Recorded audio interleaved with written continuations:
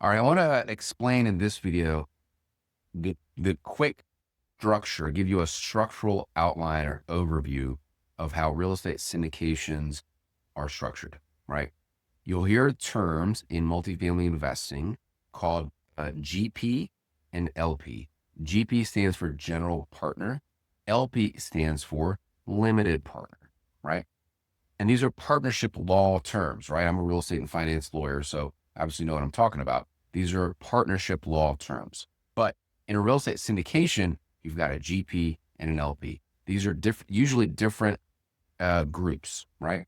The GP, that is the sponsor. That's you, right? That's you. That's the emerging sponsor that is going out, finding the deal, brokering the deal, hustling with investors, getting the financing, putting the contract together, hiring the lawyers, all of that. They're running the show. Okay.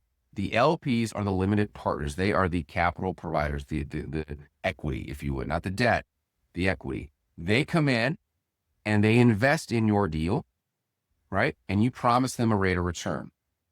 Invest in here. I'll give you a vanilla example. Invest in my deal. I'll give you an 8% return on your money, right? Preferred return. Preferred meaning it's preferred over the GP. So the GP, you're not going to get, you're not going to get paid any investment return until your investors have been paid, right? That's why it's preferred. After that 8% preferred return has been received, you're going to split the profit 70%, 30%. 70% goes to your investors, 30% goes to you. And these are very vanilla numbers, right? But I want you to visualize how it works. You've got your GP, which is you. And again, we talked about strategic partners in another video. You may have 2 or 3 members of that GP. And that's, I would hope you would, because that is how you develop your network and how you have strategic partners within this particular deal partnership. You're going to offer your investors an 8% preferred return, and they're going to get 70% of the profit when you sell. All right. Now, for round numbers, let's say you go, an investor wants to invest $100,000 with you. All right. So you're going to pay them back $8,000 per year. That's the preferred return. And usually we do quarterly payments. It's $2,000 per quarter. Okay. Now, once the property sells, let's just say round numbers, you've made $1 million of net profit, right? That's after paying the loan off, after paying any expenses, reserving money for taxes and whatnot, tax payments and whatnot. You have made $1 million of net profit. Well, guess what? $700,000 of that money goes to your investors, right? And they split it pro rata, meaning, based on their ownership interest. You, as the emerging sponsor, guess what you're going to get? You're going to take home $300,000 in that particular deal. Now, we're not talking about a specific asset, but just visualize this is how the money flows, how the cash flows in an exit situation where you're giving somebody an 8% preferred return and you're going to split the profit 70-30. This is how you are buying real estate with other people's money, and you as the GP are making money without having to put in any of your own capital.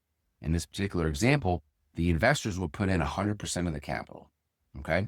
You haven't done anything except brought the deal, and you've hustled, you've brought the lender, you brought, you worked with the broker, you got it on a contract, you went to closing, you'll get paid an acquisition fee at closing, which we'll do another video about that. But typically you'll get a fee at closing. That's called an acquisition fee. And that could change your life, right? Depending on the size of the deal, if you made $100,000 in your 9-to-5 job, you can make that on one deal through your acquisition fee. Okay. You got to raise enough money to get the acquisition fee. But let's say you get it. That's at the beginning of the deal. Now, during the 3 to 5 years when the deal is being held, depending on, your business plan, you may not get any other distributions, right? If you're paying that 8% preferred return and that's all caught up, if there's cash left over to distribute after that has been paid, you can split that 70% to your investors, 30% to you as the GP. That happens a lot with cash flow heavy properties. But the lesson here is at the end of the term of the deal, meaning you've sold it, you've increased the value. We talked about in another video, you've increased the value. It's now, you bought it for, let's say, $5 million. It's now worth $8 million. Okay. When you sell it, you're going to get a big chunk of that profit, usually 30%. Now your investors are taking home the lion's share of it, and that's okay because they put up all the risk. They put up all the money, right? You're getting paid for your effort of managing the property along the way. Now there's lots of other ways to split that. You can split it 70-30, you can split it 60-40, 50-50. There's lots of ways. That's more advanced, and we can talk about that if we work together one-on-one. But just think about it this way. It's a 70-30 split. So this is just a brief overview of how the economics work in a real estate syndication, how most multifamily real estate acquisitions occur. If you want to learn more, make sure to follow this page, follow this YouTube, and get in touch with the links in my bio. Let's go.